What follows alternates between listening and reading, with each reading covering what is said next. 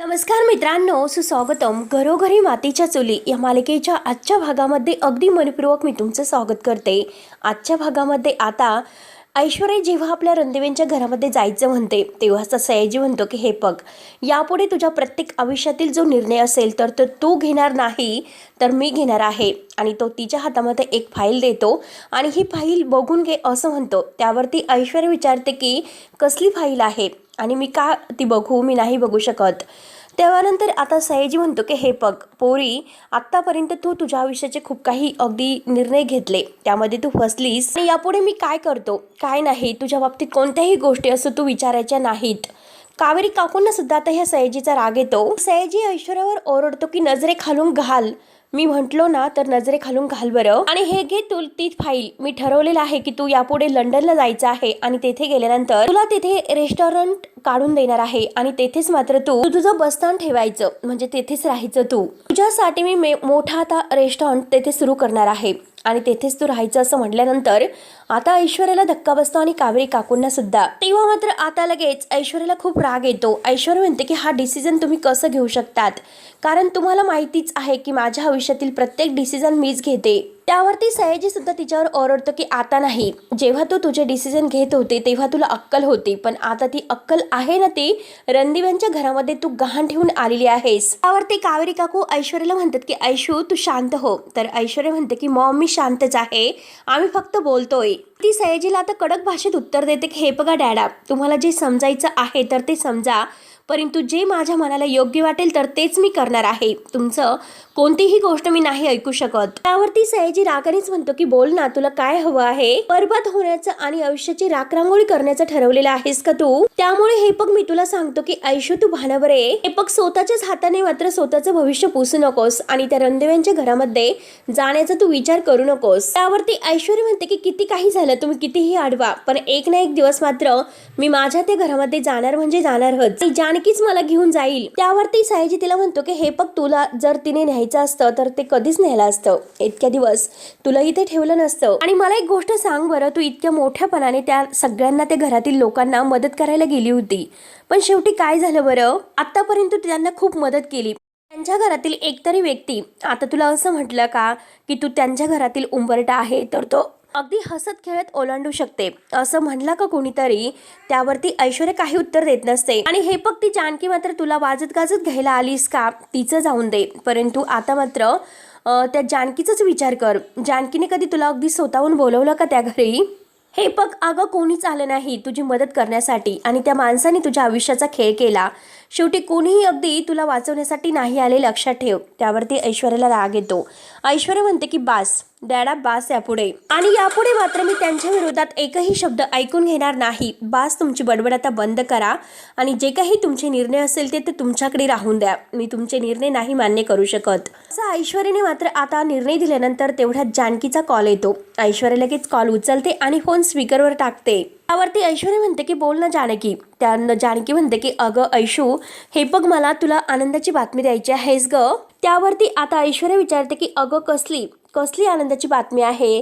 तर लगेच जानकी म्हणते की अगं तू घरात यावी यासाठी मी घरामध्ये कुटुंब कलश कौल घेतला होता, कारण ऐश्वर्याने घरामध्ये यावं यासाठी सगळ्यांनी आता घरामध्ये मत दिलेलं आहे. तर आता हे सर्व ऐकल्यानंतर मात्र आता ऐश्वर्याला खूप आनंद होतो, परंतु सयाजीला धक्का बसतो. तेव्हा आता ऐश्वर्या म्हणते की जानकी तू काय सांगतेस? अजून सुद्धा माझ्या कानावर माझा विश्वास नाही.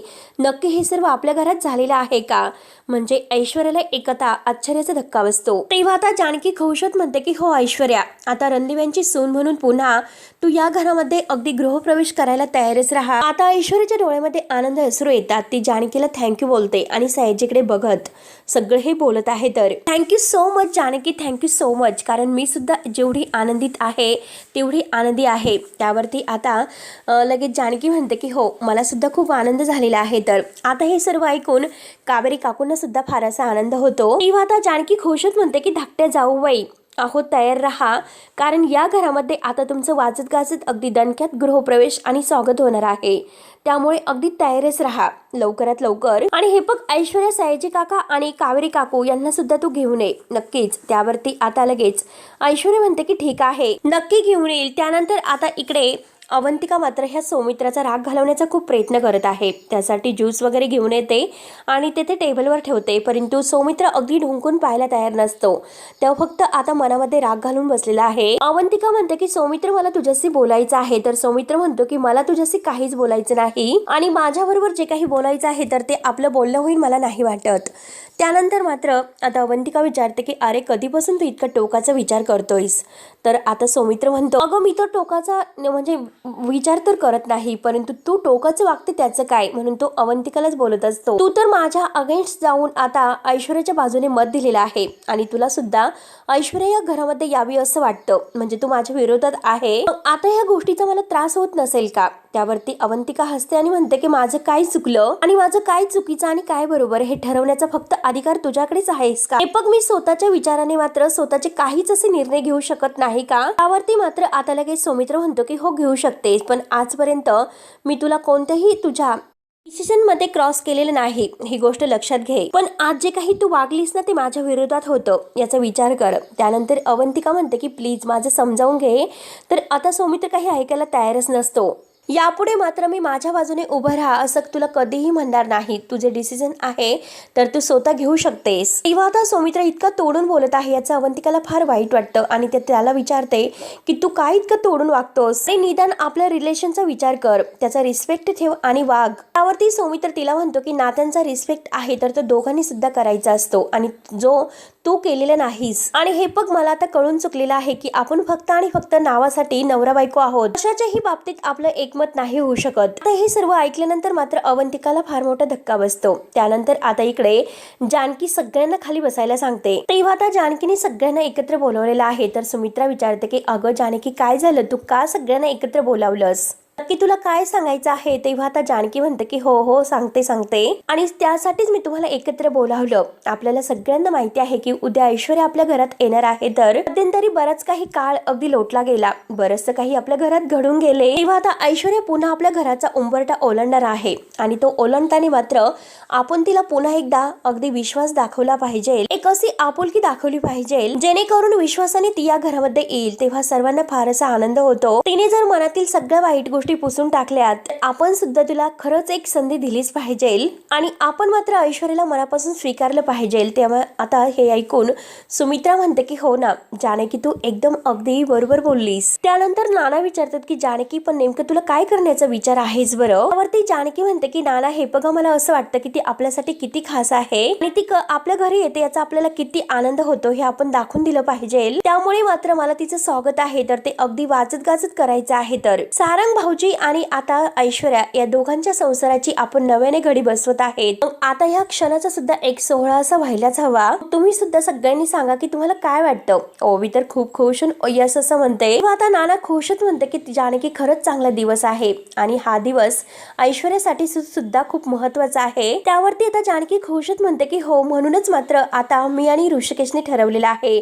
ऐश्वर्याचं स्वागत तर होणारच आहे. एक खास अशी गोष्ट आम्ही करण्याची ठरवलेली आहे, ते म्हणजे पुन्हा एकदा ऐश्वर्या आणि सारंग यांचा गृहप्रवेश. तेव्हा आता सारंगला फार असा आनंद होतो, त्याचा चेहरा खुलतो. त्यानंतर आता इकडे अवंतिका सौमित्राला म्हणते की हे तू आम्हाला दोषी ठरू नकोस, एकमत आहे तर ते तुला करायचं नाही. कदाचित मात्र या घरामध्ये तुला असं एकट्यालाच वाटतं की तू करेक्ट आहे असं तुला वाटतं आणि तूच मला सांगत होता की लहानपणी मात्र सारंग भाऊजी आणि काही न सांगता मात्र त्यांच्या मनातील तुम्हाला कळत होतं. अरे मग आज त्यांच्या नजरेतील जे दुःख आहे ते तुला खरंच दिसत नाही का. अरे एक मोठे भाऊ म्हणून तुम्ही कायम ऋषिकेश दादा आणि तू त्यांना प्रोटेक्ट करत आलात आणि हे बघा मान्य आहे की तुम्ही त्यांच्यासाठी खूप काही सॅक्रिफाईस केलं. पण एक गोष्ट लक्षात ठेव की सारंग भाऊजींनी सुद्धा त्यांचं आयुष्य आहे तर ते सॅक्रिफाईस केलेलं आहे. हे सगळं काही तू विसरलास का. ते ऐकून आता सौमित्र म्हणतो की काय बोलतेस तू. अवंतिका म्हणते की अरे जे बरोबर आहे तर तेच बोलते. अरे तू इतक्यात सर्व काही विसरलास का. बघ आपलं एकमेकावर प्रेम होतं म्हणून तू लग्नामधून पळून गेलास. एका गोष्टीचा विचार कर, सारंग भाऊजी ऐन वेळेस तिकडे उभे राहिले. घराची आबरू जाऊ नये, नानांना चार चौघामध्ये अगदी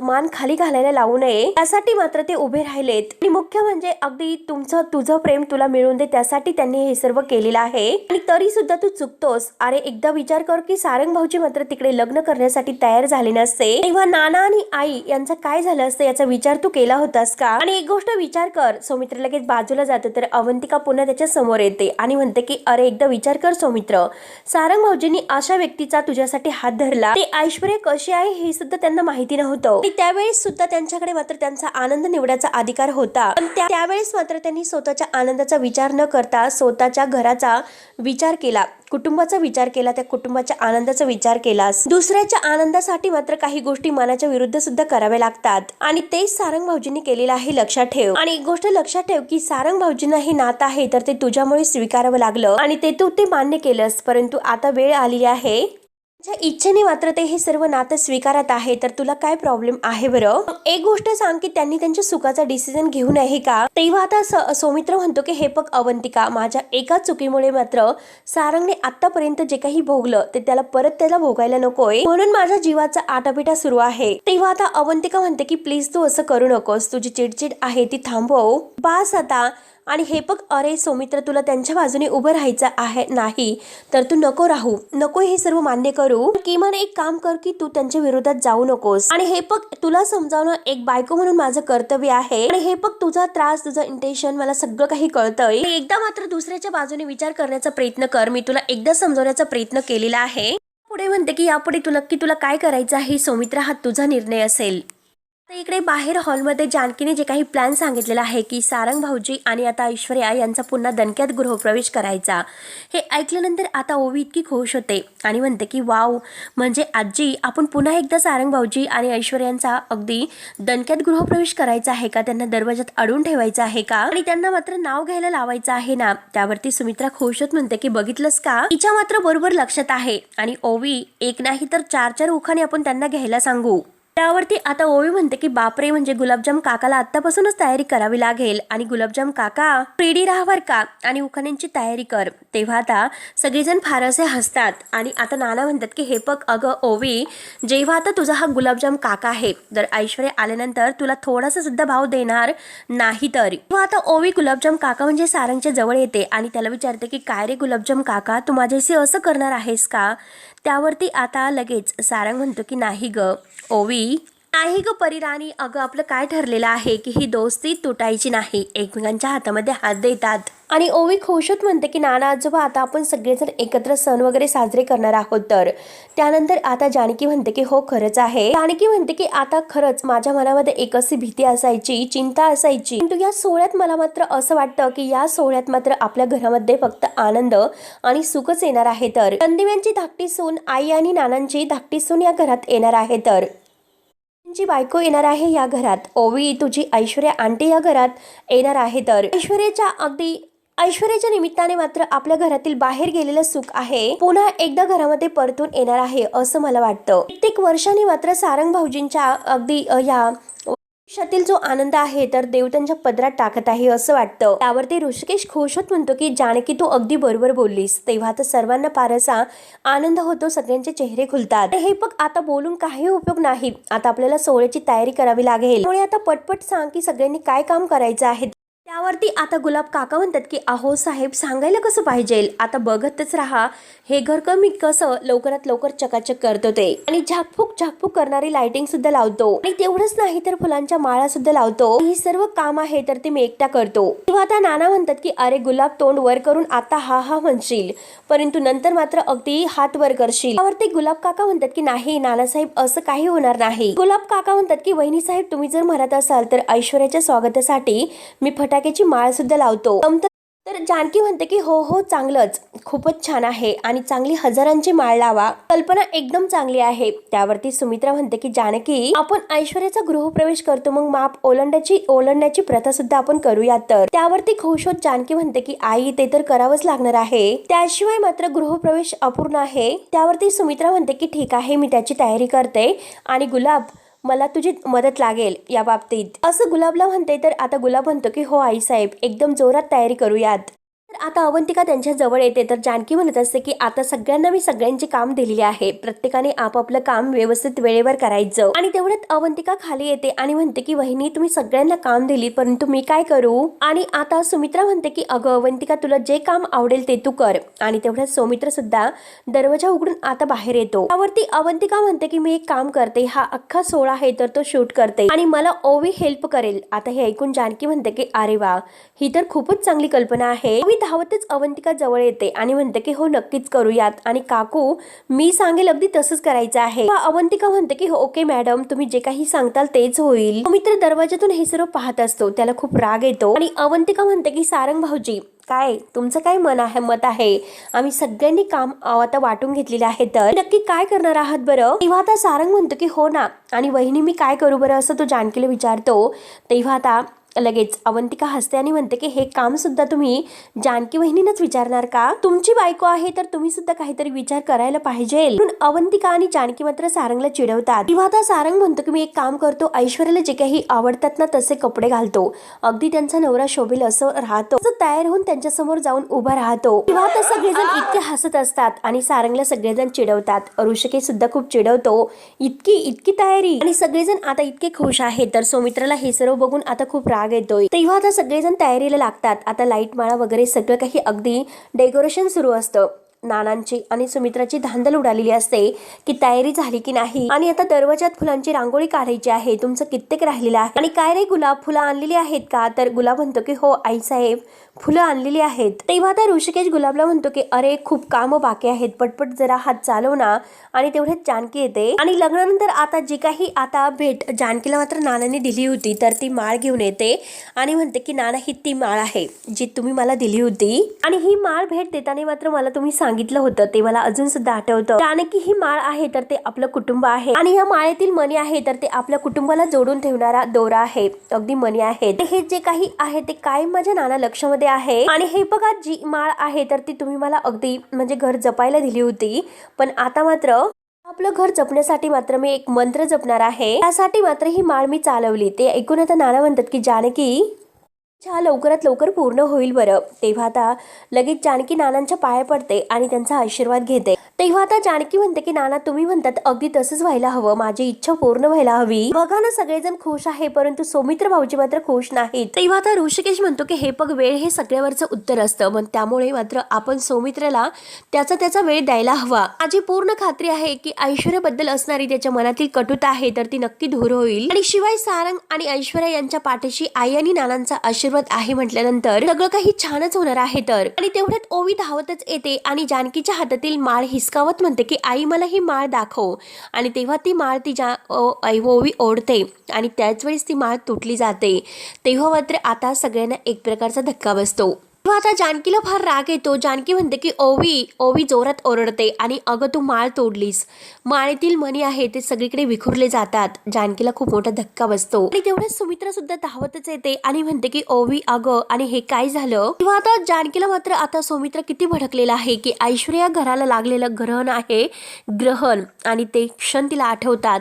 तेव्हा आता जानकी आपल्या मनात विचार करते की आत्ताच मात्र आपलं घरातील कुटुंब एकत्र राहण्यासाठी ही माळ मी अगदी मणी याचे जपून ठेवले होते आणि हे सर्व काय झालं. माळ तर आत्ताच तुटली. खूप मोठा वाईट संकेत आहे आणि नक्की काय असं संकेत आहे हा. वाईट तर घडणार नाही ना. याच्यामुळे जानकीला तर खूप टेन्शन येते. तेव्हा आता ओवी जानकी जवळ येते आणि म्हणते की आई मी मुद्दाम नाही केलं ग. मला फक्त माळ बघायची होती म्हणून मी घेतली होती आणि सॉरी आई म्हणून ओवी रडायला सुरुवात करते. तेव्हा आता जानकी म्हणते की ओवी इतकं घाबरू नकोस. मला माहिती आहे की तुझ्याकडून माळ मुद्दाम नाही तुटली आणि हे बघ बाळा पुन्हा असं करू नकोस. ओवी म्हणते की अगं ही माळ आहे तर ती तुला नाना आजोबांनी दिली होती आणि ती माझ्यामुळे तुटली. त्यावरती आता नाना हे ओवीला म्हणतात की ओवी इतकं असं मनाला तू लावून घेऊ नकोस. आपण आईसाठी मात्र दुसरी एखादी नवी माळ घेऊ शकतो. जानकी म्हणते की नाही नाना नवी माळ नाही परंतु आठवते का तुम्हाला की आपलं हे माळेप्रमाणे कुटुंब एकदा तुटलं होतं ना. तेही विखुरली होती. त्याच वेळेस मात्र जे काही माळ तुटली गेली होती तर आपण ते मणी एकत्र आणून पुन्हा गुंफले होते आणि तसेच मात्र आता हे मणी आहे तर ते पुन्हा जशी माळ होती तसे एकत्र करून आपण गुंफूयात. ओके ओवी. तेव्हा आता सगळेजण खुश होतात. तर ऋषिकेश म्हणतो की जानकी तुझ्यातील एक गोष्ट मात्र मला फार आवडते. तेव्हा आता जानकी विचारते की कोणती गोष्ट. तर ऋषिकेश म्हणतो की ही माळ जेव्हा तुटली तेव्हा तू अगदी आतमधून शांत झाली होती. ओवीच्या चेहऱ्यावरचं भीती बघून आणि आमच्या चेहऱ्यावरचं हसू कमी होऊ नये यासाठी लगेच स्वतः सावरून घेतलं. ते खरंच मात्र तू तुझ्यातील निगेटिव्ह थॉटला जिंकून न देता पॉझिटिव्ह थॉट आहे तर तो स्वीकारला. तेव्हा आता सुमित्रा म्हणते की अरे हे बघ खरंच तुझ्यातील बायकोचा हा गुण आहे ना तो खूपच अगदी मस्त आहे. आहे आणि तिच्यातील एखादा गुण जर आपल्यामध्ये आला तर खरंच सगळं काही छान होईल, बरोबर ना ऋषिकेश? म्हणून सगळेजण आता जानकीचं कौतुक करतात. तर आता जानकी खुश होत म्हणते की आई बास, आता माझ्या एकटीचंच किती कौतुक करणार आहात, कारण रणदेवांची तिसरी सून सुद्धा आपल्या परत या घरात येत आहे, त्यामुळे तिचं कौतुक करण्यासाठी सुद्धा थोडेसे शब्द असून द्यात. आणि चला, ऐश्वर्याचा गृहप्रवेश करण्यासाठी आता त्या गृहप्रवेशाची तयारी आपल्याला करायची आहे आणि त्या अगोदरच मी ही माळ गुंफून ठेवते. तेव्हा आता जानकी मात्र आता ते मणी गोळा करायला घेते, तर ऋषिकेश सुद्धा त्याची साथ देतो. तर जानकी म्हणते की ऋषिकेश राहून द्या. ऋषिकेश म्हणतो की जानकी, हे पण तुटलेलं कुटुंब एकत्र आणतेस, मग मी विखुरलेले मणी का वेचू शकत नाही? तेव्हा आता नाना म्हणतात की सुमित्रा, अगं आपण सुद्धा का मागे राहायचं, चल आपण त्यांना मदत करूयात. तेव्हा आता नाना, ओवी आणि सुमित्रा हे सगळेजण ते विखुरलेले मणी गोळा करत असतात. आणि तेवढ्यात ओवी ही सुईदोरा घेऊन येते आणि आता सगळेजण छान असे पुन्हा एकदा माळती जानकी आता आपल्या हाताने ओवते. सगळेजण आता इतके खुश असतात. सगळी तयारी आता मस्त झालेली आहे हे बघून आता जानकी खूप खुश होते. आणि मित्रांनो, शेवटी जानकी इतकी खुश झालेली आहे तर हा भाग येथे संपतो. पुढील भागामध्ये आता मात्र ऐश्वर्याचा गृहप्रवेश असतो. सारंग सुद्धा खूप छान तयार होतो. दोघही जोडीने दारात उभे राहतात. आता जानकी त्यांचं औक्षण वगैरे करते आणि म्हणते की हे पग धान्याने जे भरलेलं मापट आहे तर ते ओलांडून ऐश्वर्या आते. हे पग आता जे काही माप आहे तर ते ओलांडून मात्र आता जी लक्ष्मी आहे तर ती धनधान्याने भरून समृद्धी घेऊन या घरामध्ये येते. माझी पूर्ण खात्री आहे आणि तू तुझ्या अगदी ऐश्वर्या नावाने मात्र सगळी काही समृद्धी वगैरे घेऊन आते. तेव्हा आता ऐश्वर्या ती मापट ओलांडायला जाते. त्याच वेळेस मात्र आता तिचा तोल जातो आणि ती पडणार, तो सारंग तिला धरतो.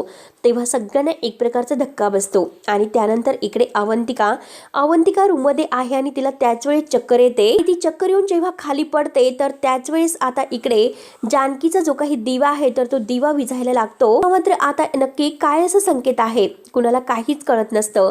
तर मित्रांनो, पुढे नक्की काय होणार आहे हे बघायला विसरू नका. तोपर्यंत मात्र धन्यवाद.